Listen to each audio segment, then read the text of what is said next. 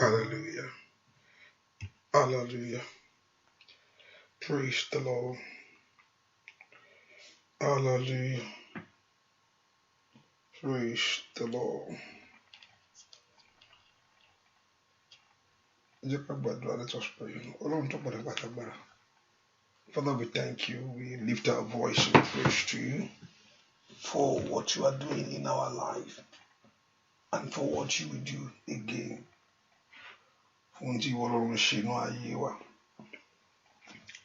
Lord, we thank you. We lift our voice in praise to you.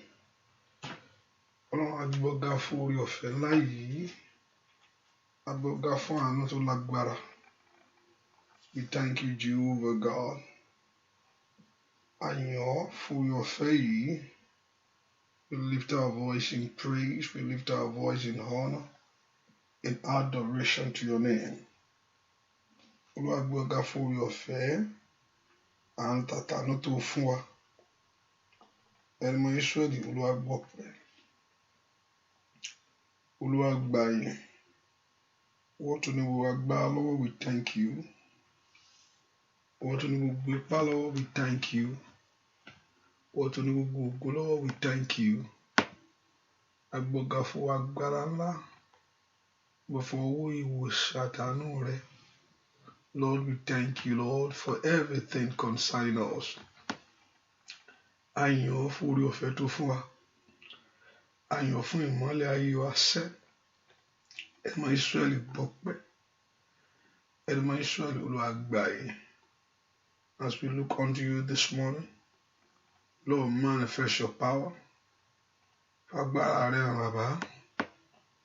Manifest your glory. Manifest yourself. Manifest your power. Manifest your glory. No agbára ìwọ Ọlọ́run. Lọ́wọ́ ìṣẹ́gun ìwọ Ọlọ́run. Lọ́wọ́ ìdáǹdè ìwọ Ọlọ́run. Lọ́wọ́ ìtúsílẹ̀ ìwọ Ọlọ́run. Show tútù. Do a new thing. And let your name alone be glorified. Láì lórúkọ Jésù Kristi. Olúwa wa, àmín. Ọlọ́run bẹ̀rẹ̀ sí dúpẹ́ lọ́wọ́ Ọlọ́run yìí. Bẹ́ẹ̀ kó gbé Ọlọ́run ga láàárọ̀ yìí. I want you to begin to thank him. Bẹ́ẹ̀ ká gbé Ọlọ́run ga láàárọ̀ yìí.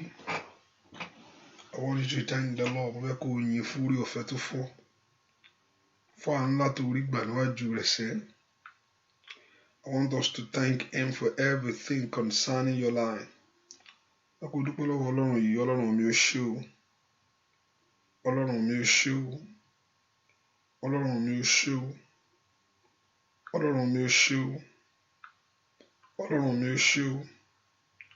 Ẹ ká dúpẹ́ lọ́wọ́ Jésù yìí pé Jésù ṣé o.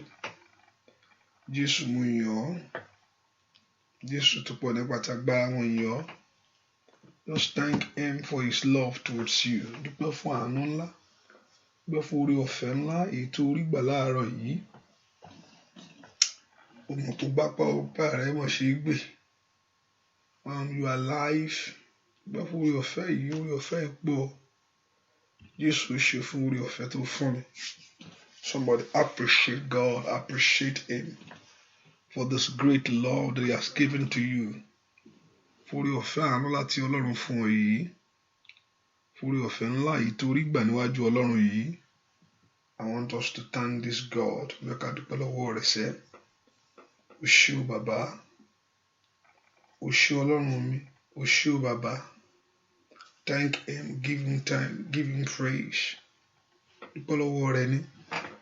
Ẹ kó dúpẹ́ lọ́wọ́ Ọlọ́run yìí. Ọlọ́run mi o ṣé o. Ọlọ́run mi o ṣé o. Ẹlẹ́dàá mi o ṣé. Ìwọ tó ní mi tó mọ̀ mí. Ìwọ tó mú gbóhùn pa mí. Dúpẹ́ lọ́wọ́ Jésù yìí. Dúpẹ́ lọ́wọ́ Jésù yìí. Dúpẹ́ lọ́wọ́ Ọlọ́run yìí. O ṣé fún orí ọ̀fẹ́ ńlá. O ṣé fún àánú. Dúpẹ́ lọ́wọ́ rẹ̀ sẹ́. Olúwa ṣeun. Olúwa ṣeun. Olúwa ṣeun. Olúwa ṣeun. Olúwa ṣeun. Dúpẹ́ lọ́wọ́ Ọlọ́run yìí. O ṣé o. Olúwa ṣeun fún orí ọ̀fẹ́ rẹ̀. Olúwa ṣeun fún àánú rẹ̀. Olúwa ṣeun fún agbára rẹ̀. Olúwa ṣeun fún ìwòsàn lẹ́nu ayé mi. Someone lift a voice and just worship him. Dúpẹ́ lọ́wọ́ Ọlọ́run yìí. Kábíyèsí o ṣé o. Èmi ò bá lẹ́gbẹ̀rún ahọ́n. Èmi ò bá ní ẹgbẹ̀rún ahọ́n láti fi yìn ọ́. Ẹgbẹ̀rún ahọ́n gan ò tó. Ẹgbẹ̀rún ahọ́n. 1,000 tongues is not enough. 10,000 tongues is not enough to worship God. Kò tó láti yin bàbá yìí. Ọba tó ṣe inú ayé rẹ̀. Ọba tó fún ọ lóhun gbogbo. Ọba tó pọ̀ ọmọ. Lift your voice and appreciate him. Dúpẹ́ lọ́wọ́ Ọlọ́run yìí. Ọlọ́run mo dúpẹ́ o. Kábíyèsí o ṣé o. Kábíyèsí o. Kábíyèsí o ṣé o. Dúpẹ́ lọ́wọ́ Jésù yìí.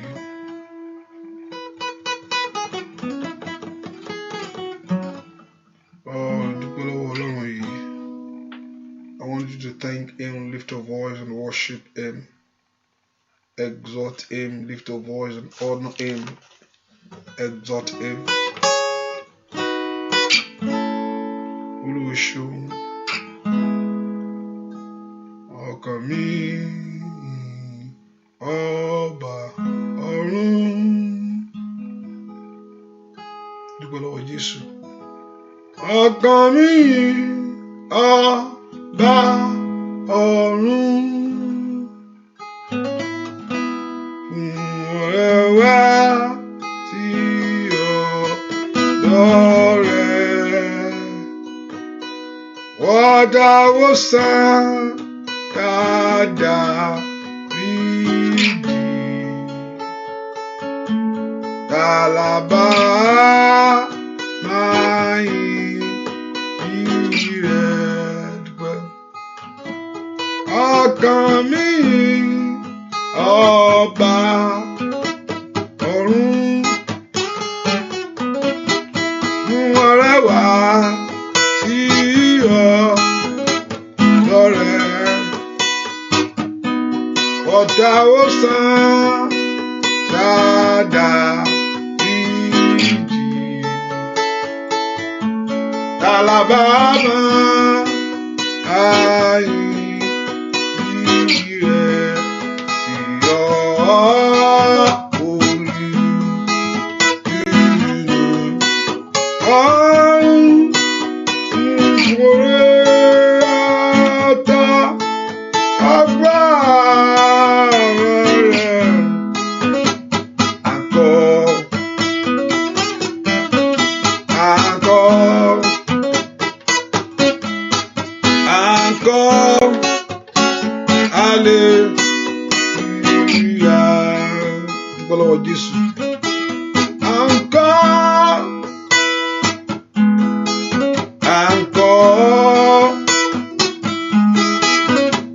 Encore, Alléluia.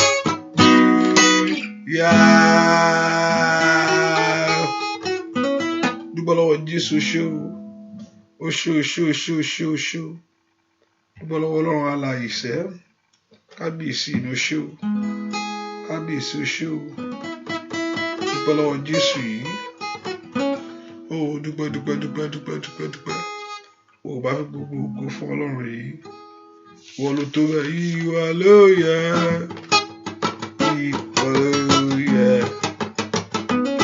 Ìwà ló yẹ láti gba ògo. Ìwọ ló yẹ bàbá, ìwọ ló yẹ. Ìwọ ló yẹ láti gba ògo. Óyá, ìwọ ló yẹ. Ìwọ ló yẹ. Ìwọ ló yẹ láti gba ògo. Ìwọ ló yẹ bàbá, ìwọ ló yẹ. Ìwọ ló yẹ láti gba ògo. Ìwọ ló yẹ. Ìwọ ló yẹ. Ìwọ ló yẹ láti gba ògo. Ìwọ ló yẹ bàbá, ìwọ ló yẹ. Ìwọ ló yẹ láti gba ògo. Óyá, ìwọ ló yẹ. Kábíyèsí, ìwọ ló yẹ. Ìwọ ló yẹ láti gba ògo. Ìwọ ló yẹ bàbá mímọ́, ìwọ ló yẹ. Ìwọ ló yẹ láti gba ògo.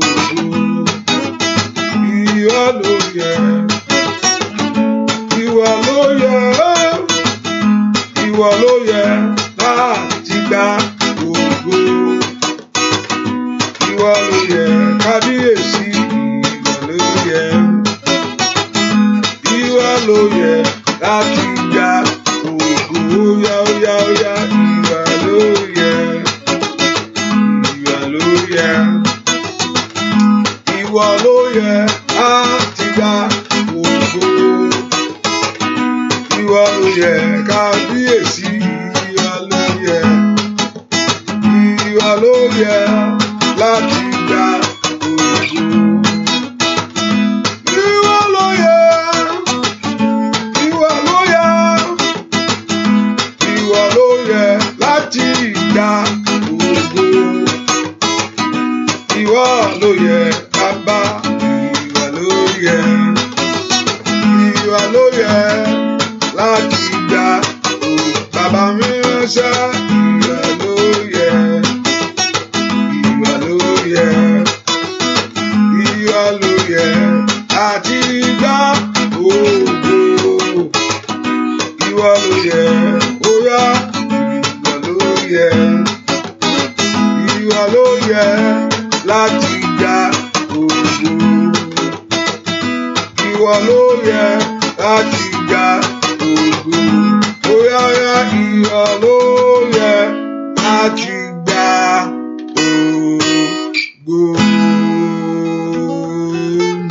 Dúpẹ́ lọ́wọ́ Jésù kó ṣe o. Jésù ṣe o. Jésù ṣe o. Óyá, dúpẹ́ lọ́wọ́ rẹ̀ sẹ́. Ó bá dúpẹ́ lọ́wọ́ Ọlọ́run alààyè láàárọ̀ yìí. Dúpẹ́ ọba tó tó bẹ̀rẹ̀. Ọba tó mú ọ làjá. Ẹ wo. Ọba tó mú ọ la oṣù ìjà. Mo ní ìgbàgbọ́ pé ní ìparí oṣù. Hallelujah. Bẹ́ẹ̀ ni. Ọba tó mú ọ làjá. Ẹ wo. Bí April ṣe wà yìí. Ọ̀pọ̀lọpọ̀ nǹkan ló ti ṣẹlẹ̀ ń bẹ̀ o. Ọ̀pọ̀lọpọ̀ ló ti ṣẹlẹ̀ ń bẹ̀. Ṣùgbọ́n etí rẹ ló fi gbọ́. Kò súnmọ́ ọ̀dọ̀ rẹ. Ó bá forí fún Jésù yìí. Àwọn tó wọlé tọ̀. It's not that you are better than them. Pé a dùn wọ́n lọ ṣùgbọ́n orí ọ̀fẹ́ mo rí gbà. Orí ọ̀fẹ́ la rí gbà. Olúwa mo dúpẹ́ fún orí ọ̀fẹ́ ńlá tí mo rí gbà. Jésù ṣé o. Olóore ọ̀fẹ́.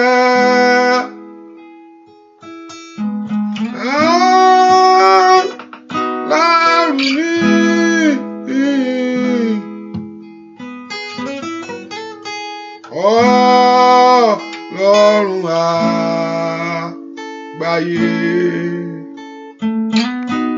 mo gbé ọ̀gá. Ó bá dúpẹ́ lọ́wọ́ ẹni tó fún ọ lórí ọ̀fẹ́ yẹn sẹ́.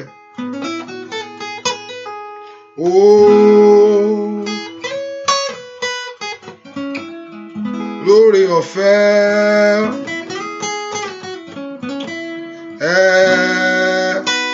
lẹ́rù Ọlọ́run òtítọ́ o gbé ọ̀gá óyá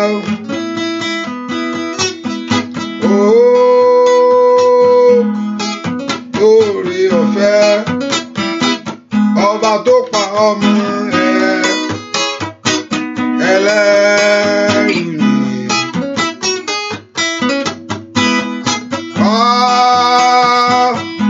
Ọlọ́run àgbáyé kábíyèsí gbé ọ̀gá.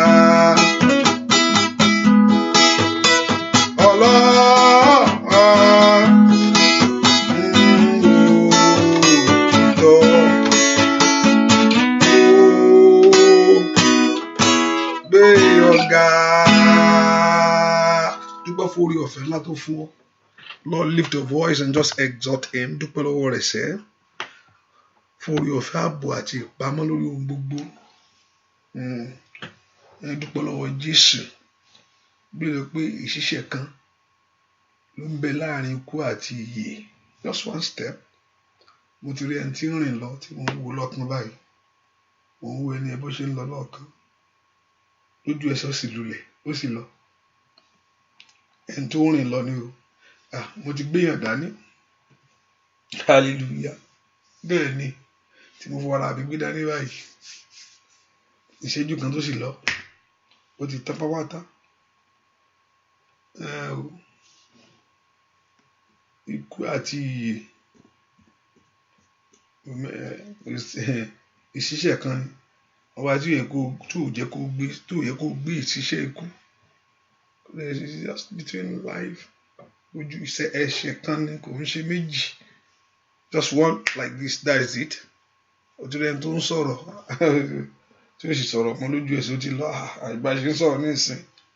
Ọba tí òjé ti rí bẹ́ẹ̀. Àti tó bá sì ṣẹlẹ̀ gbogbo ẹ pinnu. Mo fẹ́ lówó, mo fẹ́ lọ́kọ, mo fẹ́ ní gbogbo ó tán yányán. Ọba tí ò jẹ́ kó gbé tiẹ̀.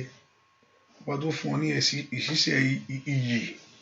Náà ó tún jí láàárọ̀ apá rẹ̀ ó mọ̀ gbé o. Ẹsẹ̀ rẹ̀ ń kọ́ ó ṣe é gbé. Ọba tí òjò wo ọmọ ọ lọ́wọ́. Ọba tí ò jẹ́ kó ojú oorun kó di nǹkan mọ́ ọ lọ́wọ́. Dúpẹ́ lọ́wọ́ Jésù yìí. Ó mà ṣe o ṣe fún mi. Ó ṣe o.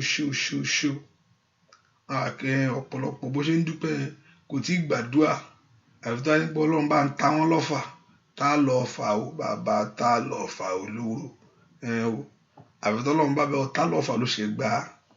Nígbà tí èèyàn bá mọ pẹ́ dún wájú Olúwa tó gbogbo ògo fún padà yóò ṣòun tó ju bẹ́ẹ̀ yẹn lọ. Dúpẹ́ lọ́wọ́ Ọlọ́run. Àdúrà náà ló ń gbà ó. Ló jẹ́ kí ìbéèrè yín, jẹ́ kí ọpẹ́ yín kó ju ìbéèrè yín lọ. Jẹ́ kí ọpẹ́ wa kó ju ìbéèrè wa lọ. Ní ká wá sẹ́nu náà rẹ̀ pẹ̀lú ọpẹ́ àtòhún ìyìn. Dúpẹ́ fún oore tó ṣe mo rí Ọlọ́run yìí. Kí ló kúkú ṣe fún mi? Kó ṣe nǹkan fún mi o. Kí ló ṣe fún mi?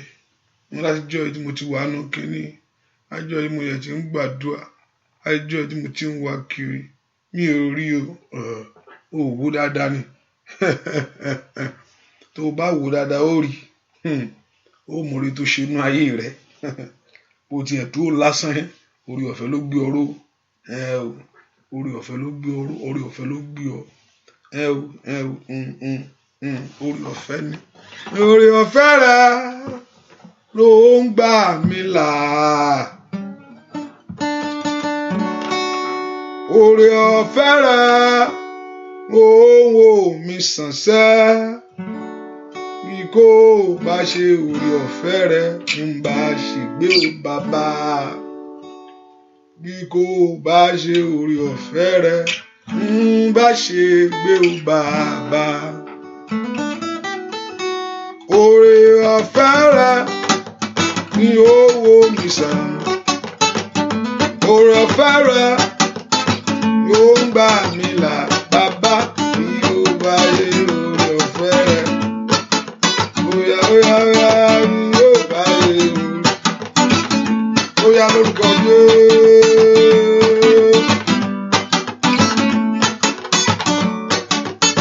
orí ọ̀fẹ́ rẹ ó ń gbà mí là. Orí ọ̀fẹ́ rẹ ó wò mí sàn bàbá. Bí kò bá ṣe orí ọ̀fẹ́ rẹ óyá dúpẹ́ lọ́wọ́ rẹ̀ ṣẹ́. Bí ó bá ṣe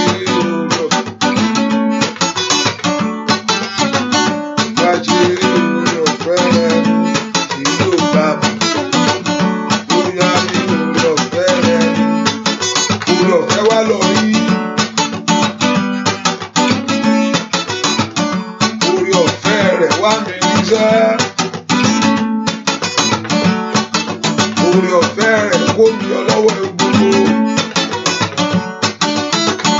Orí ọ̀fẹ́ wáyé mi rí sá. Ọ̀tá fẹ́ ká ayé mi sọnù. Ọlọ́run ni ò jẹ́. Bí o bá ṣe orí ọ̀fẹ́ rẹ̀ ń bá sì gbé o bàbá. Orí ọ̀fẹ́ rẹ̀ ó gbà mí là o bàbá. Orí ọ̀fẹ́ rẹ̀ ó wò mí sàn.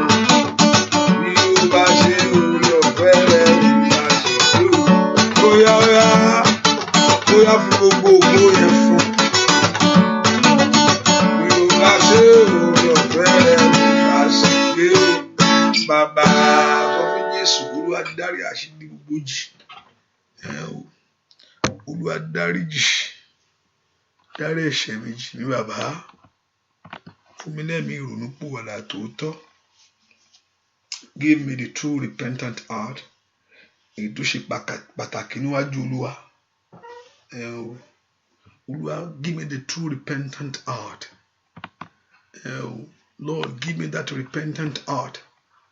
Olúwa fún mi lẹ́mìí ìrònúpìwàdà gbogbo tí mo wà mọ́wọ́.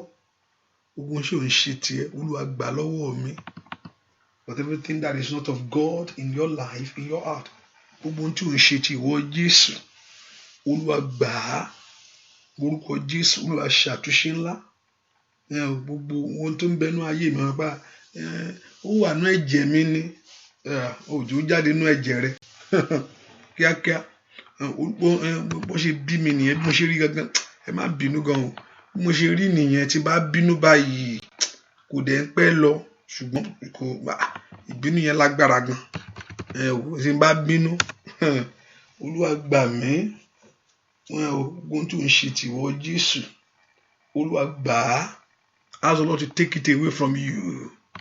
Olúwa tú mi ṣe, sọ mí di èèyàn ọ̀tọ̀. Sọ mí di tirẹ̀ bàbá. Orúkọ Jésù dáadáa. Olúwa sọ mí di tirẹ̀. Jẹ́ ń di tirẹ̀ lónìí. Ask the Lord to renew your heart. Ask the Lord to renew you. Orúkọ Jésù dáadáa. Lord, renew my heart. Lord, renew my life. Lord, renew my heart. Olúwa dáríjì mí. Ask the Lord Jehovah God to forgive you. Olúwa dárí àṣírí mi gbogbo jì. Ẹ má dáríjì. Wọnú ọkàn mi wá. Enter into my heart. Wọnú ọkàn mi wá. Enter into my life. Wọnú ọkàn mi bàbá. Fi ọkàn mi ṣe ibùgbé rẹ. Ask the Lord and Lord Jehovah God to enter into your heart, to begin to lead you and to begin to direct you. Orúkọ Jésù dáadáa. Ẹ mọ́ wọnú ọkàn mi. Ẹ mọ́ wọnú ọkàn mi. Ẹ mọ́ wọnú ọkàn mi. Ẹ mọ́ wọnú ọkàn mi. Lift your voice and ask the Lord Father, come into my heart. Lord, come into my heart. Lord, come into my heart. Orúkọ Jésù sẹ́, Olúwa wọnú ọkàn mi wá, dáná ẹ̀mí rẹ̀ sínú mi. Ask the Lord to put his spirit in you. Olúwa dáná ẹ̀mí rẹ̀ sínú mi. Lord, come into my heart. Come into my heart. Orúkọ Jésù. Ask the Lord to come into your heart, to make your heart his dwelling place. Fi ọkàn mi ṣe ibùgbé. Olúwa fàyè mi ṣe ibùgbé. Gbọ́ àdúrà lórúkọ Jésù Kristi. Olúwa wá. And if you don't understand Yoruba, please just let me know. I will be a little bit more conscious that you are here. Hallelujah. So if you don't understand, let me know quickly. Sometimes I'm carried away. Yes. Hallelujah. I want to lift your voice and say, Lord, let there be light. Ìmọ́lẹ̀ rẹ jọ̀ọ́ tàn nínú ayé mi.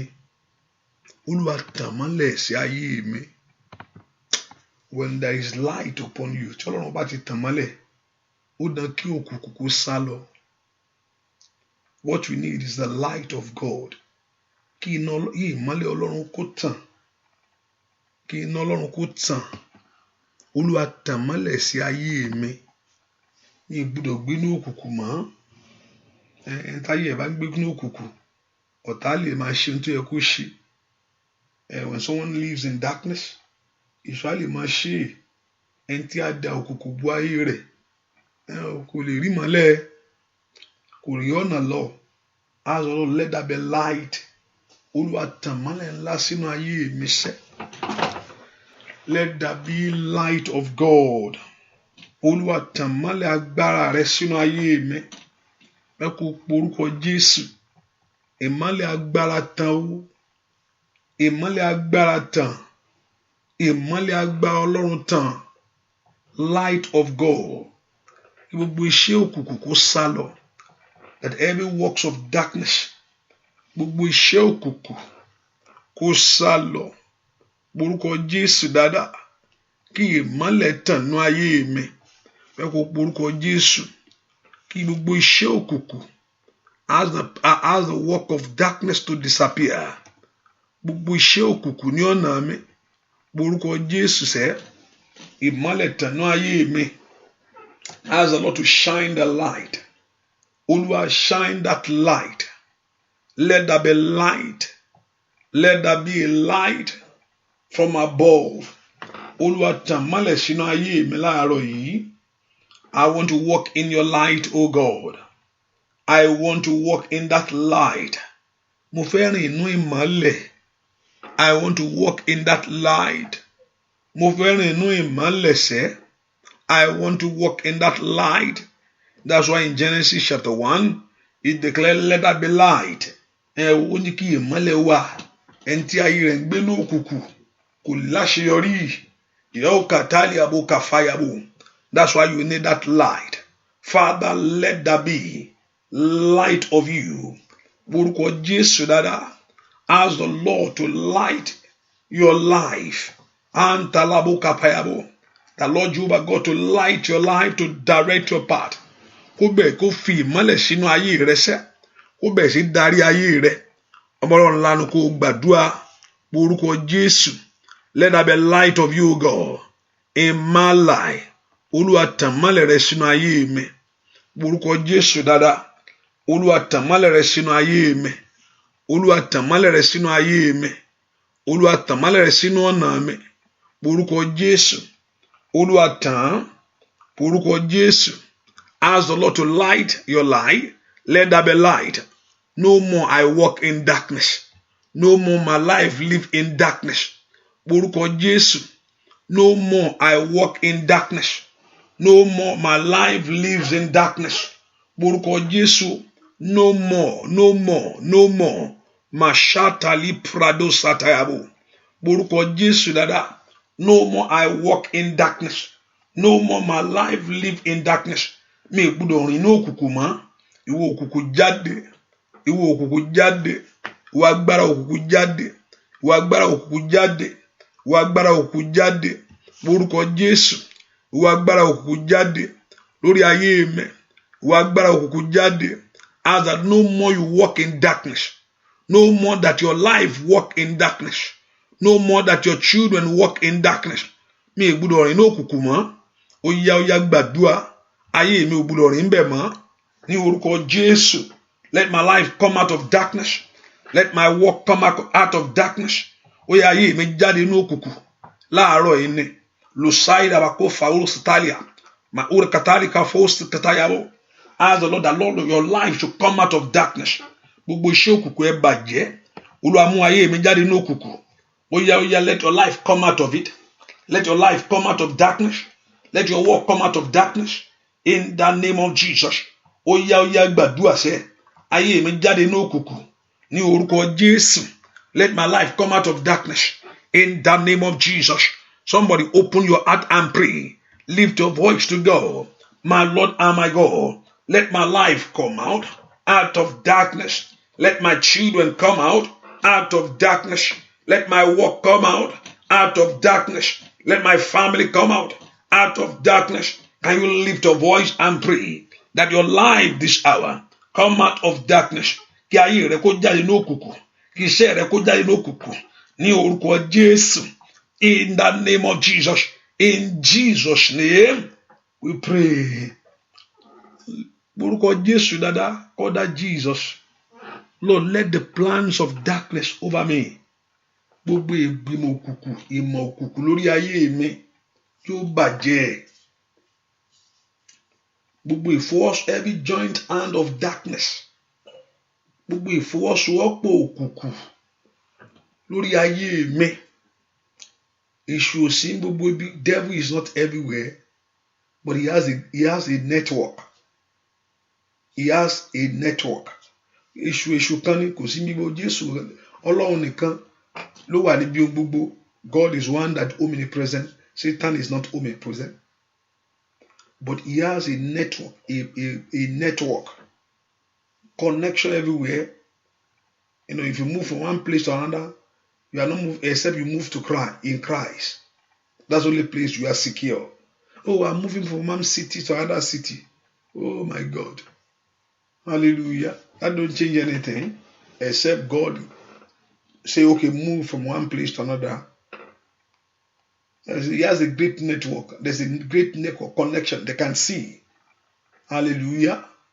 They can see. Moving from one state to another don't set you free except Christ set you free. Every satanic network over me. Ìfọwọ́sowọ́pọ̀ òkùnkùn lórí ayé mi. Àwọn tó fara wọn jì fún ayé mi sẹ́. Those that volunteer their life. Àwọn tó fi ara wọn jì fún mi. Those that gave themselves to a downfall. Say no, we are up to the task to put her down, to put him down. Those that gave themselves for your downfall in life. Father, in your power, put them to shame before me. Gbogbo àwọn tó fara wọn jì. Gbogbo ìfọwọ́sowọ́pọ̀ òkùnkùn. Every joint end of darkness over my life. Oh yeah, Lord, scatter them. Lord, destroy. Let my life be free. Somebody open your heart and begin to pray. Oh yeah, lórúkọ Jésù láàárọ̀ ẹni. Oh yeah. Oh yeah, lórúkọ Jésù láàárọ̀ ẹni. Every joint hand of darkness over my life. Gbogbo ìfọwọ́sowọ́pọ̀ òkùnkùn lórí ayé mi ṣá. Lórí ayé àwọn ọmọ mi. Oh yeah, lórúkọ Jésù. The Lord God of heaven put it to shame. Every joint hand of darkness over my life. Can you lift your voice and pray before the Lord this morning? Can you lift your voice? Lórúkọ Jésù yẹn. Gbogbo agbára tó fọwọ́sowọ́pọ̀ lórí ayé mi. Ó yá orí wíkíní yẹn tíìkì gan. Aya baba o satale abokaba. Literi aboka fero satikabo. Láàárọ̀ yìí. This morning, my Father. Oh yeah, ask the Lord to destroy it. This hour, Lord, destroy it. Every joint hand of darkness. Gbogbo agbára tó fọwọ́sowọ́pọ̀. Gbogbo ipá tó fọwọ́sowọ́pọ̀ lórí ayé mi. Ask the Lord to destroy it. Ask the Lord to destroy that power. Ask the Lord to destroy that power. Ọlọ́run bá agbára ìjẹ́ o. Agbára tó fọwọ́sowọ́pọ̀ lórí ìrìn àjò mi. Lóru èyí ni mo ké pè ọ́. Láàárọ̀ yìí mo gbóhùn sókè. This tonight I lift up my voice. Ask the Lord to destroy it. In the name of Jesus. Agbára kò ṣeé ṣe lórí ọ̀rọ̀ mi sẹ́. Rí àbáwò ṣàtàrẹ́bò. Gbogbo ipá tó ní kò ṣeé ṣe sẹ́. Gbogbo ipá tó ní kí n fò kí n nìṣó. Ní orúkọ Jésù. Gbọ́ àdúrà. Orúkọ Jésù Kristi. Olúwa wa ẹ pé orúkọ Jésù. Olúwa bá ń bágbá adàrin àjò ayé ẹni rú. Every power that is destroying the journey of man, that can destroy the journey of man. Bó ṣe rò kọ́ lórí o. Bó ṣe rò kọ́ lórí. It's not the way. That's not your thought. It's not in your heart. Sometimes you visualize your life. You look at your life that is going to get better. You see yourself, by this so year, I'm going to be like this. But that power don't allow you to be. Agbára yẹn ò gbà fún ẹ o. Kó tó dúpẹ́ máa ti parí ẹ̀kọ́ mi. Orò ni wọ́n ní orò ni. Wọ́n ní agbára tí ò gbà fún ọ bó ṣe rò. Àwọn gbogbo bó ṣe rò yẹn ò dá. Your thought is okay. Your thought is right. It's good to have that sort of thought in your mind. At the social time, bá ti parí gbogbo nǹkan tí mo fẹ́ parí láyé. Ṣùgbọ́n agbára kan ò gbà fún ọ. Agbára tí ò gbà fún ọ ni kò bá wí.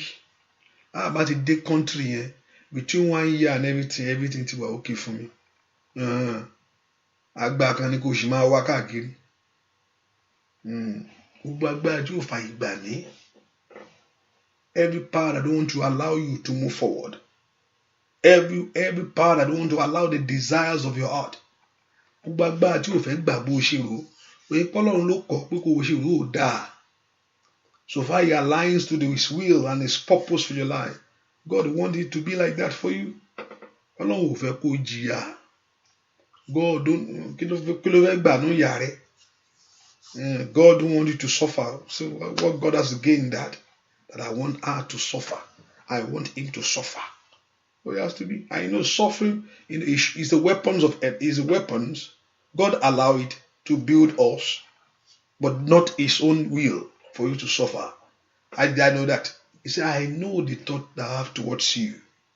But Satan used that weapon. Once you turn to God, it's a tool to build you, to put your total trust in him. Ẹ ká porúkọ Jésù sẹ́, ó yá gbà mí sẹ́, gbogbo agbára tí ò fẹ́ kí ó rí bẹ́ẹ̀ bí mo ṣe rò ó. Every power that don't want to allow you to come to pass your thought, your will, the desires of your heart. Gbogbo agbára tí ò fẹ́ gbà mí láyè bí mo ṣe rò ó. Gbogbo agbára tí ò fẹ́ yànda bẹ́ẹ̀ bí mo ṣe rò fún ayé mi, pé àwọn ọmọ mi ó ṣe rere, pé màá tẹ̀síwájú, pé mi náà lọ́mọ, pé màá lọ́kọ, pé màá níṣẹ́ tó dáa, that you will get that promotion from your job, that ohun gbogbo á lọ déédéé fún ọ. Every power that don't want to allow me this morning, this midnight hour, Father, arise, let such power be destroyed. Ó dán kó wá sí ìmúṣẹ. As the Lord make it possible. Orúkọ Jésù orin ewu mi Olódùmarè. Lord, Katali Abokopa, Lord, bring it to pass. Orúkọ Jésù, Olúwa mú ìran mi ṣẹ fún mi. Ask the Lord to bring your vision. Olúwa mú ìran ayé mi ṣẹ. Lord, bring it to pass. Liparo Saliaba Kafaliaba. Orúkọ Jésù, lift your voice and pray. Father, bring it to pass. Orúkọ Jésù dada. Oya, ask the Lord to bring it to pass. Orúkọ Jésù yẹn. Olúwa mú ìran ayé mi ṣẹ fún mi. Èmi náà fẹ́ lọ́mọ láyé. Èmi náà fẹ́ lọ́kọ. Èmi náà fẹ́ níwèé ìgbélú. Èmi náà fẹ́ tẹ̀síwájú. I want you to enlarge my business. I want that business to move forward. I want all good things. I want to do well this year. I want my children to be blessed. I want something great in my life. I want fulfillment. Orúkọ Jésù. Olúwa mú ìran mi ṣẹ. Bring my vision to pass. Oya mo Ọlọ́run lanu kó gbàdúrà. Ó ná kí ìran mi ṣẹ ní ọdún yìí. That your vision must come to pass. Your vision must come to pass. Lift your voice and pray that the Lord Jehovah God to bring your vision to pass. Olúwa mú ìran mi ṣẹ. Ìran mi lónìí. Ask the Lord to bring it to pass. Ask the Lord to bring that your vision to pass. Orúkọ Jésù, Olúwa mú ìran mi ṣẹ. Father, bring my vision to pass, oh God. Somebody open your heart and pray. Somebody lift your voice to him. My Father and my God, you will bring my vision. You will bring my dream to pass. In the name of Jesus, you will bring my dream to pass. In Jesus' name, we pray. In Jesus' name we pray. Orúkọ Jésù. Orúkọ Jésù. Ask the Lord. Olúwa gbà mí. Ask the Lord to deliver you. Kí ló fẹ́ gbẹ̀ lọ́wọ́ lílú? Lọ́wọ́ ẹni tó dúró tì ẹ́. Olúwa gbà mí.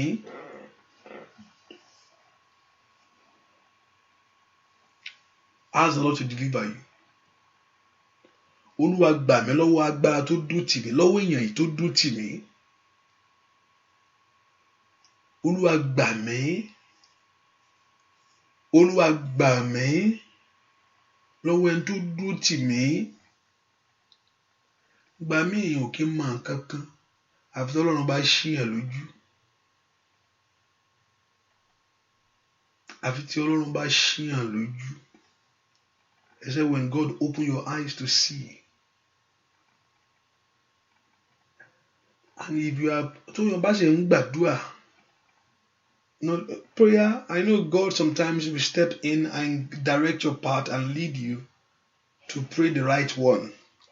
Because àdúrà yìí ó láti gbẹ́lẹ̀ ó láti pé ọ̀pọ̀lọpọ̀ bí ẹni pé a ò mọ bá ṣe ń gbàdúrà o. Because prayer is not just to pray. Olúwa bá pa Olúwa jẹ́ kí gbogbo wọn ya wèrè dànù. Ẹ jẹ́ kí wọ́n kú. It's not.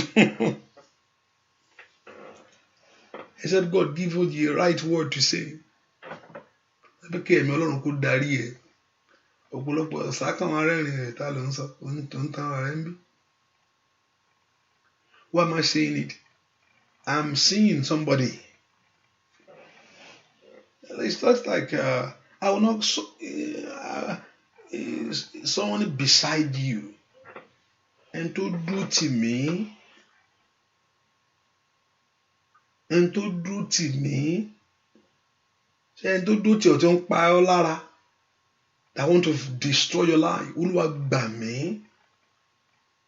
Ọ̀pọ̀lọpọ̀ ẹni tó bá ń fọ ẹlòmíì mi sọ pé má sọ̀rọ̀. Ẹlòmíì ọgbọ́n tó ń sọ ẹ bá mi àǹtí mi ẹ bá mi wò. Àǹtí rẹ orí ń bá ọ wò. Olúwa gbà mí. Olúwa gbà mí. Lọ́wọ́ agbára tó dó tì mí ẹnìkan mò ń bọ̀ wí mo yé ń sọ̀rọ̀ yẹn o. Olúwa gbà mí. Lord deliver me. Olúwa gbà mí lọ́wọ́ ipá tó dó tì mí. Olúwa gbà mí lọ́wọ́ ẹni tó dó tì mí yìí. Olúwa gbà mí. Ẹni tó yẹ pé tó dó tì ẹ́ tó a tún fi ọ́ lé àwọn èèyàn lọ́wọ́. Ọlọ́run kò gbẹ̀. It's only God that can deliver you. It's only God. Pé kẹ́nìkan kú ní ọ̀pọ̀. Àìmọ̀ ẹni tí ń gbé nǹkan lẹ́lòmíì lọ́wọ́ àní òun lè lọ́ ń tiẹ̀. A tún gbélé àwọn èèyàn lọ́wọ́. Àṣebẹ́ni ti lọ. Ìbẹ́ni ti lọ. Báwo ni kí ni ogun tán gbélé àwọn pé ẹ máa bá ń bájà lọ. But when God deliver you, á palẹ̀ gbogbo wọn mọ́ pátápátá. Olúwa gbà mí. Lord deliver me. Olúwa gbà mí. Ask the Lord to deliver you. Ask the Lord to deliver you. Kí n lè bọ́ lọ́wọ́ ogun ìmúṣà àṣebọ̀rọ̀ mi lọ. So that your life can be free. So your life can be delivered from the battle of life. From that battle that take hold of your life. Lọ́wọ́ ìjà tó di ọ́ mú lọ́wọ́ agbára èèyàn tó dúró tì ẹ́ gbàngbàngbàngbàn. Ẹni tó jókòó tì ẹ́. Ẹni tó jókòó tì ẹ́. Lọ́wọ́ ẹni tó jókòó tì mí. Olúwa gbà mí. Olúwa gbà mí. Oh, Masaida, Wailika Fausa Tayabo. Ẹ porúkọ Jésù. Dìde fún ìrànlọ́wọ́ mi kó o bá ń jà. Ask the Lord Jehovah God to arise and fight for your battle, fight for you. Olúwa dìde, Olúwa gbà mí. Olúwa gbà mí o. Porúkọ Jésù, Olúwa gbà mí lọ́wọ́ ipá ènìyàn. Olúwa gbà mí lọ́wọ́ agbára bàtà ayé ẹni jẹ́. Olúwa gbà mí lọ́wọ́ agbára bàtà ayé ẹni jẹ́. Ask the Lord to deliver you. Ask the Lord to set your life free. Olúwa gbà mí orúkọ Jésù sẹ́. Ask the Lord to deliver your life. Olúwa gbà mí. Olúwa gbà mí lọ́wọ́ ipá òkùnkùn. Olúwa gbà mí. Ask God to deliver you. My Father, you are the one that can deliver me. You are the one that can set me free. You are the one that can set my life free. Ìwọ ló lè tú mi sílẹ̀. Ìwọ ló lè gbà mí yo. Ìwọ ló lè gbà mí. Olúwa gbà mí.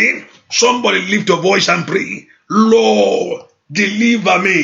Lord, deliver me. Lord, deliver me. Gbà mọ́ mi, gbà àwọn ọmọ mi. Gba ayé mi, gba ìrìn àjò mi. Orúkọ Jésù, Olúwa gbà mí. Le ṣáìdì abakó parusata.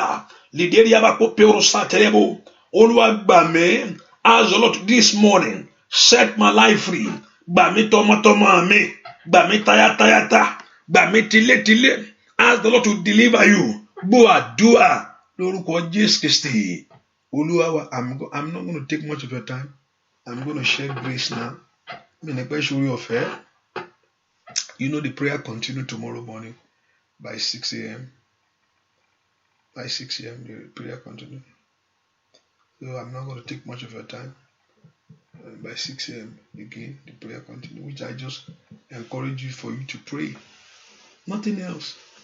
If you don't do anything else, you just have to pray. Hallelujah. Not only that you pray, but also that prayer works for you, which I believe it will work. Lord, deliver me. Lord, deliver me. Let the battle be over. Let every battle of enemy be destroyed. Every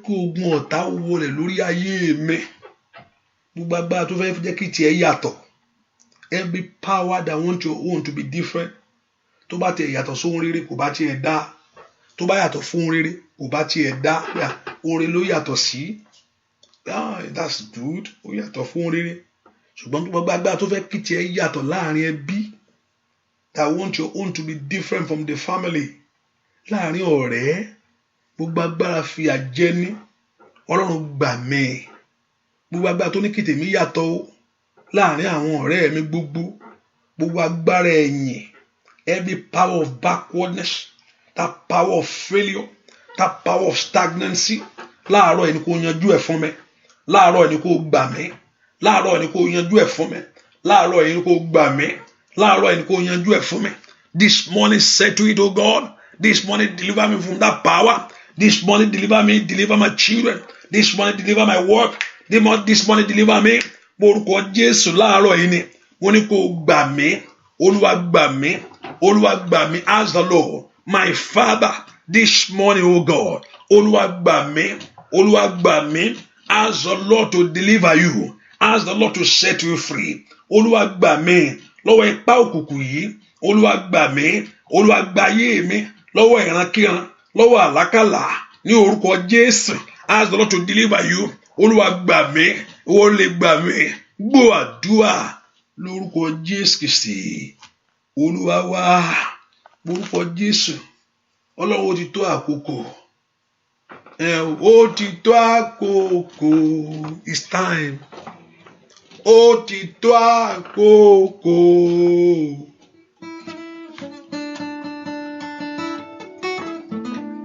Ó ti tó àkókò. Ó ti tó àkókò. Ó ti tó àkókò. Ọ̀rọ̀ mi kò dayọ̀. Óyá o. Ó ti tó àkókò. It's time, oh God. Ó ti tó àkókò. Ó ti tó àkókò. Ọ̀rọ̀ mi kò dayọ̀. Ó ti tó àkókò. It's time, oh God. Ó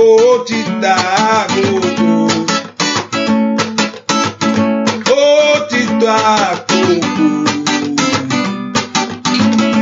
ọ̀rọ̀ mi kò dayọ̀ óyá óyá óyá óyá óyá ó ìta àkókò lift your voice ìta àkókò it's time my Jehovah Lord ìta àkókò ọ̀rọ̀ mi kò dayọ̀ mú ìkorò jáde. Remove every bitterness, remove every sorrow, remove failure, remove barrenness. Bóyá lè jáde gbogbo ọpọwọ, bóyá mo kúrò Olódùmarè, ọwọ́ àṣetì lórí ayé mi,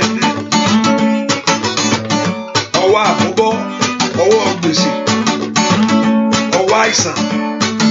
Bóyá jáde lórúkọ Jésù. Àìmọ̀sílà bàbá mi alágbára gíga gbogbo owó ọ̀tá gbogbo owó àmúbọ́ lórí ayé àwọn èèyàn lórí iṣẹ́ wọn ní gbogbo ọ̀nà ní iṣẹ́ wọn níṣẹ́ ó ti gbà àkókò kábíyèsí mi ó ti gbà àkókò ó ti gbà àkókò ọ̀rọ̀ mi kò dayọ̀ óyá óyá óyá óyá óyá óyá ó ti gbà àkókò bàbá mi ó ti gbà àkókò má jẹ́ gbé ayé jìyà ó ti gbà àkókò.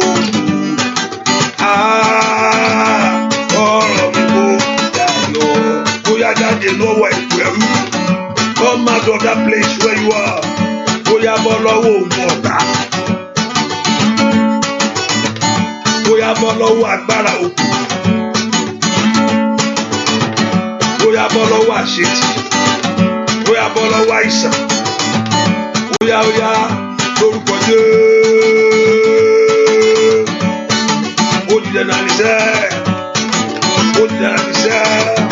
Nínú ọdún yìí nínú oṣù yìí bóyá oṣù ìparí ó dìnnà kó o mú ayé rẹ tó bá parí.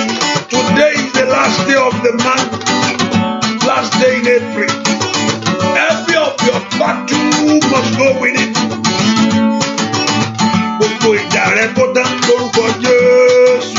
Àì màsí dábàdàbà gbogbo ọwọ́ àṣetì gbogbo ọwọ́ àṣetì. Gbogbo àmúbọ̀, gbogbo iṣẹ́ àmúbọ̀, óyá lórúkọ Jésù. Lift your voice and pray.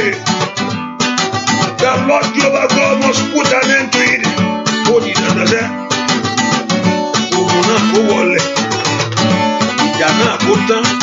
Bàbá ó ti tó àkókò, ó ti tó àkókò.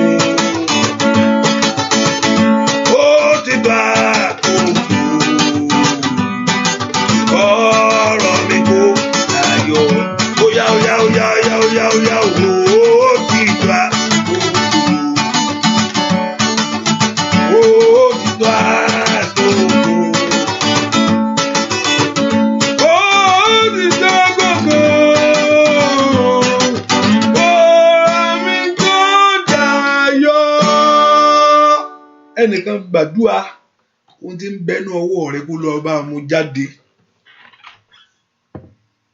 Ohun tó ń bẹnu ọwọ́ rẹ, that very thing that's in your hand, the Lord should remove it. Ohun tó ń bẹnu ọwọ́ yìí bó ṣe rí yẹn, ohun tó wà ń bẹ Ọlọ́run kó lè jáde gbogbo àlejò tó fi bẹ̀ ṣẹlẹ̀. Every strange spirit, every strange power, every strange thing that tí ayé ti rí bọ́nú ọwọ́ mi, Olúwa bá ń lè jáde. Mo ń bọ̀ wí ni o, I'm talking to you. Olúwa lè jáde. Ohun tó ń bẹnu ọwọ́ mi, ohun tí ń bẹnu ayé mi, àga ọwọ́ ẹ̀yẹn, that very hand. Gbogbo strange things that is there, every strange thing, every strange power that is there in that your hand. Olúwa lé jáde. Àkókò ti tó. Wà àmúbọ̀ àti gbèsè. Wà àṣetì. Gbogbo agbára tó ní kò ní fi ọwọ́ ẹ ṣe oríire. Gbogbo agbára tó sọ bẹ́ẹ̀. Gbogbo agbára tí ó kò fẹ́ kí ọwọ́ ẹ ṣe ohun rere. That don't want that hand to prosper. Ní orúkọ Jésù. Oya. Every strange voice, every strange power. Gbogbo ohun tí ò fẹ́ kí ọwọ́ èmi yìí kó ṣeré. Ìwọ ohun náà dákẹ́. Àkókò ti tó Olódùmarè o. Ó dá kí ọ̀rọ̀ mi kó dayọ̀ n'ọdún yìí. It's time, oh God, that my life to prosper. It's time, oh God, that my life to prosper. It's time, oh God, that my life to prosper. It's time, oh God, that my life to prosper. It's time, oh God, that my life to prosper. It's time for me to receive my own. It's time for me to receive my own. It's time for me to receive my own. Gbọ́ àdúrà lórúkọ Jésù Kristi. Olúwa wa, mo lérò pé I think ẹni tí mo fẹ́ bá sọ̀rọ̀ Nàìjíríà ló wà. Because flag Nàìjíríà ló ń fẹ́ yìí. Ó ń fẹ́. Mo pé what am I talking about? Nàìjíríà náà lèmi náà tí mo jókòó yìí. Bẹ́ẹ̀ni, àyìn tẹ́sí gbọ́ mostly. Nítorí mo ń sọ Yorùbá, mo pé Nàìjíríà ní. Ṣùgbọ́n mo rí pé flag Nàìjíríà yẹn ń fẹ́. That Nigerian flag is blowing. Ó ń fẹ́. Flag Nigeria. Ó ń fẹ́. Ibikíbi tó bá wà lórúkọ Jésù kí ọwọ́ Ọlọ́run fọwọ́ kàn ẹ́. Kí ọwọ́ Ọlọ́run kó fọwọ́ kàn ẹ́.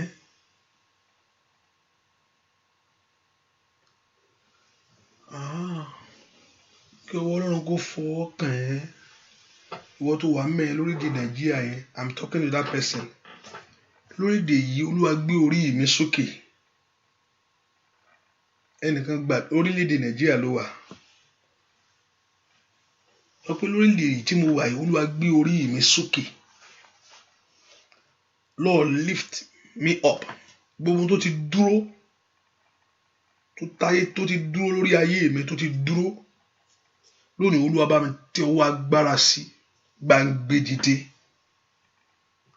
Ask the Lord to lift you up right now. Gbogbo tó ti dúró, gbogbo táyé ti dá dúró. Olúwa gbé dìde. Olúwa gbé dìde. Ask the Lord, Olúwa gbé dìde. Gbogbo tó ti dúró ní ìrìn àjò rẹ. Olúwa gbé dìde. It's time for something great. Ẹni fẹ́ gba ìyanu yìí o. Oh.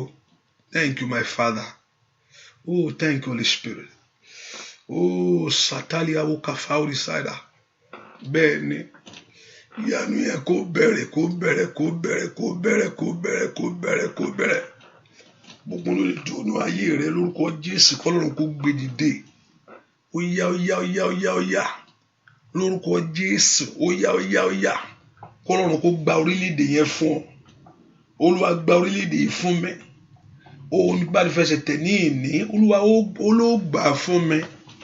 Olúwa gba ibi yìí fún mi. Olúwa gba ìrìn àjò yìí fún mi. Ask the Lord to possess that land. Olúwa gba orílẹ̀-èdè yìí fún mi. Orúkọ Jésù. Olúwa gba orílẹ̀-èdè yìí fún mi. Ask the Lord, you must possess the land. Orúkọ Jésù, you must take over the land. Ọlọ́run gba orílẹ̀-èdè yìí fún mi. Aliaba o ṣàtàlì àbòkàpà. Lánàá kó gbàdúrà sẹ́. Olúwa gba orílẹ̀-èdè yìí fún mi. I must possess this land. Ó dá kó gba orílẹ̀-èdè yìí fún mi o. Orúkọ Jésù. Ó dá kó gbà á. Ọmọ Ọlọ́run lánàá kó gbàdúrà sẹ́. Gbọ́ àdúrà lórúkọ Jésù Kristi. Olúwa wá. This 2:00 now. I told you I'm not going to take much of your time. Here no worry. Straight for your end.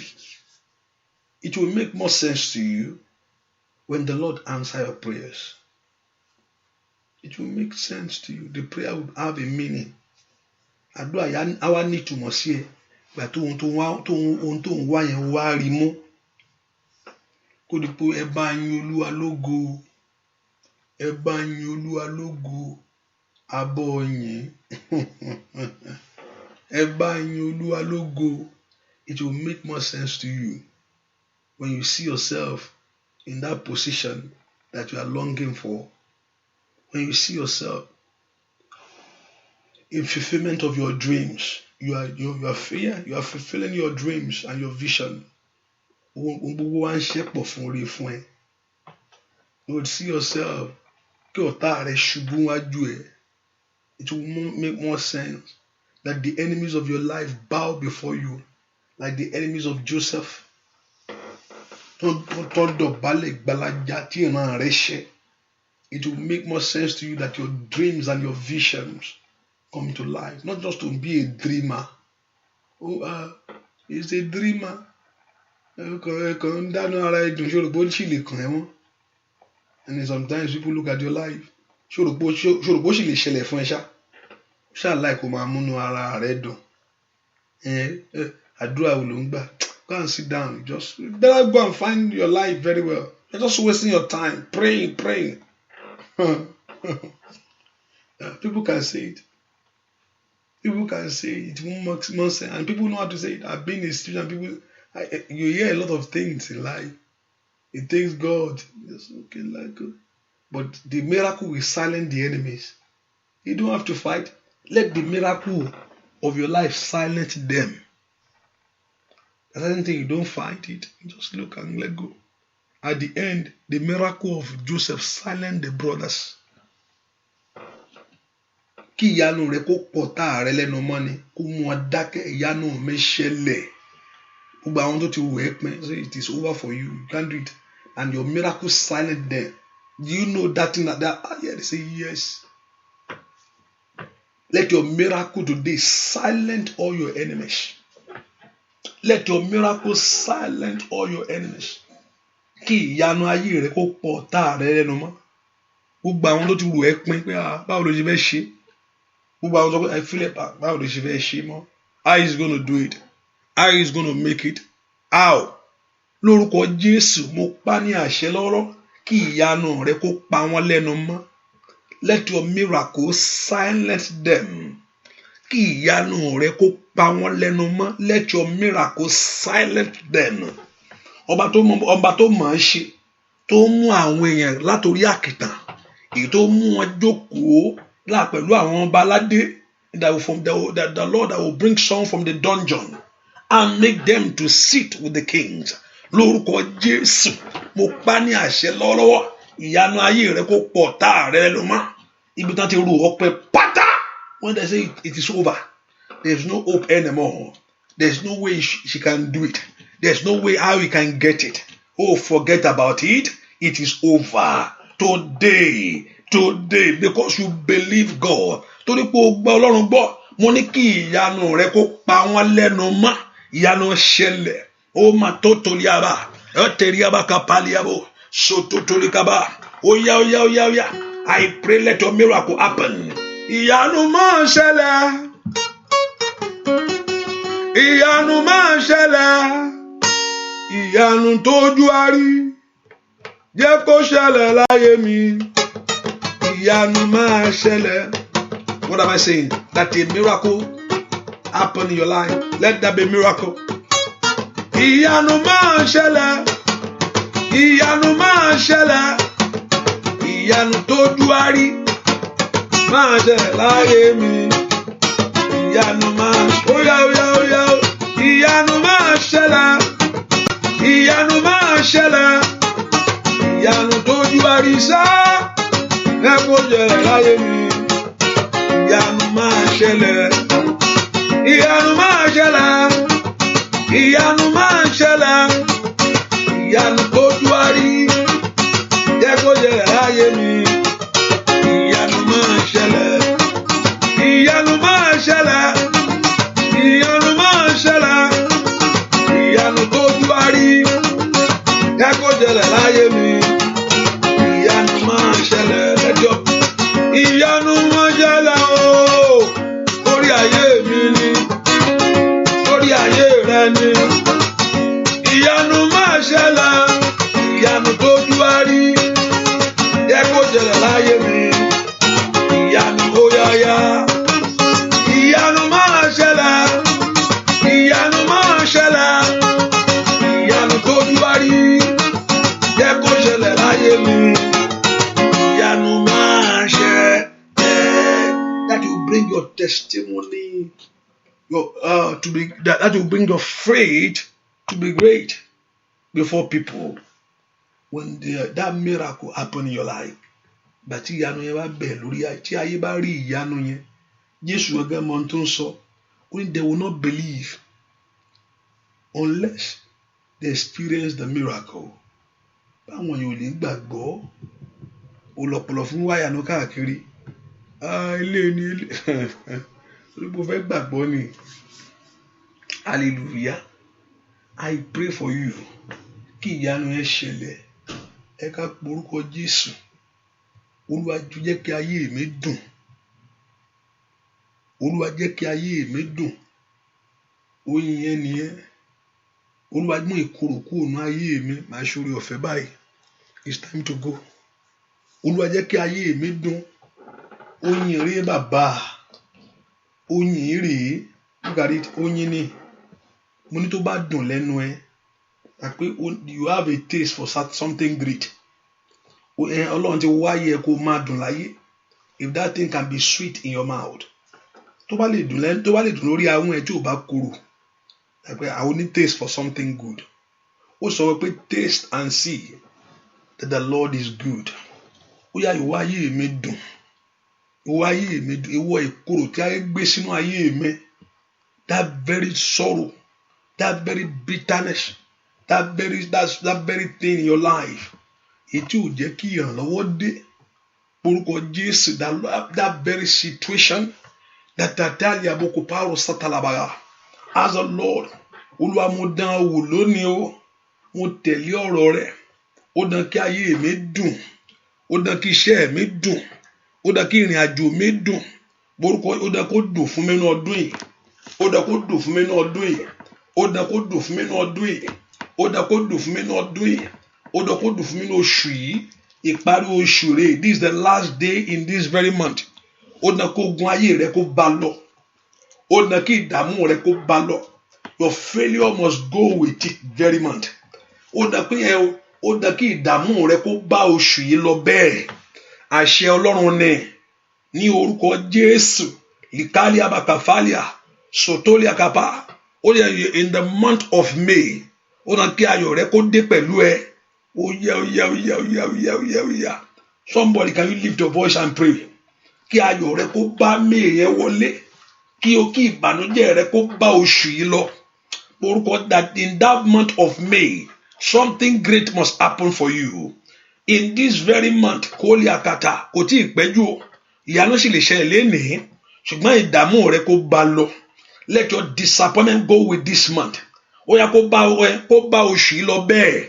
Àṣẹ Olódùmarè ni. In any area that your life have been troubled, in any area that your heart have been troubled, in anything that you are passing through, I decree by the authority of the Lord and by the mandate of heaven, in the name of Jesus, that all your trouble must go with this month. Ó dán kó bá oṣù yìí lọ bẹ́ẹ̀. Kó bá 2019 this April. Kó bá lọ bẹ́ẹ̀. Ó gbọ́dọ̀ gbúrò rẹ̀ mọ́. You will not see it no more. Riabaka le satuladia ludeli kapeur sati le fali kata. Ó yá kó bá oṣù yìí lọ. Ó yá gbèsè rẹ kó bá lọ. Ìdààmú rẹ kó bá lọ. Let it go with this very month. Ayọ̀ rẹ kó bá mèdè. Kó rí ìyanu. Oṣù tuntun tó fẹ́ wọ̀ lọ. Ó yá kó ohun tuntun bẹ̀rẹ̀ nú ayé rẹ. Let there be a new beginning. A new beginning in your life. A new beginning in your home. A new beginning in your family. In the name of Jesus. A new beginning in every areas of life. A new beginning in your business. In the name of Jesus. A new beginning wherever you go. In Tatayaba. Lisariaba Kafa. Masoto Lekaba. Olúwa kó fi àmì agbára. That God manifests his sign. The sign of greatness. The sign of fulfillment. So shall it be. Today, everyone that you are hearing me. Today, because you obey. You know you can choose not to do it. Sometimes when I see you people coming again, I don't know. There must be something that makes you to come. Hallelujah. And I also pray that you will not come in vain. What my prayer that everyone, the Lord should meet you at the point of your need. Ohun tí mo gbàdúrà ni pé kí Ọlọ́run yẹn gan tó ní iṣẹ́ yẹn fún ara ẹ̀. Òun ló ní iṣẹ́ is the owner. I'm just a salesman. I have a God. Mo ní olọ́gàá. I have a boss. And it's the God's complaint, not my complaint. So I'm just a salesman. I'm just to present my daddy to you, my boss, and he's the one that will do the work. And I believe he's up to the task to do it.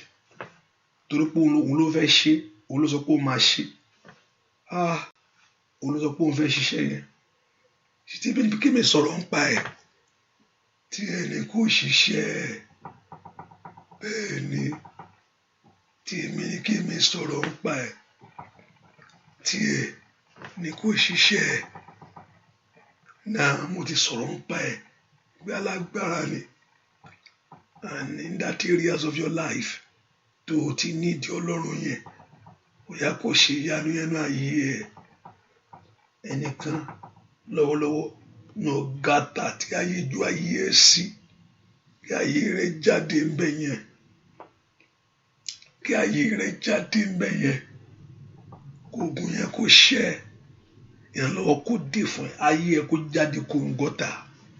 Let your life come out of that place. Kí ayé rẹ̀ kó jáde ń bẹ̀ kí ayé rẹ̀ kó jáde ní gọ́ta. Let your life come out of that place.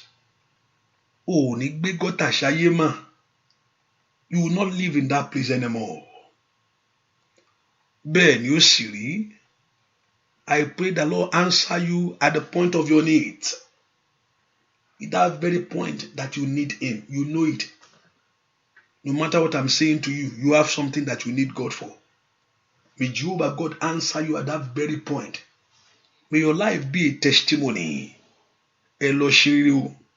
Tó yẹn bá dùn, ó dán kí ayé rẹ kó dùn. Lórúkọ Jésù kó dùn.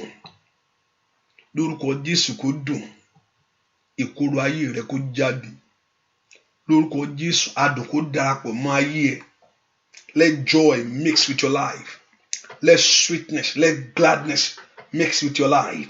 No, kò tó yàgàbà ó ṣàtàyà kó wọnú ẹ̀jẹ̀ lọ. Kó wọnú àgọ́ ara rẹ lọ. Bẹ́ẹ̀ ni ó sì rí. O ò ní mọ ìkorò mọ́ o. Lórúkọ Jésù. O ò ní mọ ìkorò mọ́. Let it be far away from your door. Let it be far away from your home. Let it be far away from your business. So shall it be. In Jesus' name we pray. Amen. Don't worry. I see God doing something great in your life. Mo ti rí ibi tí èèyàn mẹ́rin ti jáde rí. Ẹ pé gbogbo wọn wá ọmọ. Tọ́lọ́run sì dá gbogbo wọn lóhùn. Bẹ́ẹ̀ ni. Bẹ́ẹ̀ tẹ gbogbo wọn. Ohun tán sì sọ gbogbo wọn rí. Ohun tí kankan sọ gbogbo wọn fẹ́ ní. Gbogbo wọn sì ní. Wọ́n bẹ́ẹ̀ nìkan sọ̀rọ̀ lọ́wọ́. Mọ̀ pé Ọlọ́run yóò dẹ ọ lóhùn níbi ààyè ńlá yẹn. Yóò sì fọ́ ń tiẹ̀. Má wọrí. Ìyanu yẹn á ṣẹlẹ̀. Ẹnìkan sọ pé báwo ló ṣe á fi ṣẹlẹ̀. Ọlọ́run yóò gbọ́ ọ̀nà àrà. Ọlọ́run yóò gbọ́ ọ̀nà àrà ṣe fún ọ. O sì ní ìdí tó sọ pé báwo ló ṣe fẹ́ ṣẹlẹ̀. There's a reason you ask that why is going to be like Mary. Báwo ló yá fẹ́ ṣẹlẹ̀. Ọlọ́run yóò gbọ́ ọ̀nà àrà. Yóò fi dá ọ lóhùn. Like Mary. There's an answer to it. There's a question. How is going to be? But he said, don't worry. How is going to be? That's not your business. What I see that the Spirit of God, you Mary you. Ọlọ́run yóò mú ìyanu ẹ ṣẹlẹ̀ ni. The Lord will make your own happen in a miraculous way. So shall it be. In Jesus' name we pray. Amen. Amen. Just put in mind that the prayer continue to this morning. By God, I remember you are still fasting. You know you. Yeah, I think that. And fast to your ability, fast to your strength, fast to your ability, fast to your strength. And as I say, ability, your strength. Don't come in the morning and say, "Oh, I can only do 6 to 7 in the morning." I mean 6 to 7 at 6 a.m. and 7 a.m. And somebody told me somebody's fasting from 6 to 9 a.m. in the morning. I said, what? That's not. You better go jẹun lọ. Anígbàgbà nù àdúrà. O nígbàwẹ̀ lásán. Gbogbo àlejò ayé rẹ̀ yóò fi alẹ̀. Bẹ́ẹ̀ ni ó sì rí. Láì lórúkọ Jésù lọ. Go in God's blessing. Go in God's favor. I pray the Lord open your spiritual eyes. So shall it be. In Jesus' name we pray. Amen. Amen. Amen. Amen. Hallelujah. And if God permit me and to agree in a prayer of agreement with you, maybe let's see how it's going to go. God bless you. Bye-bye.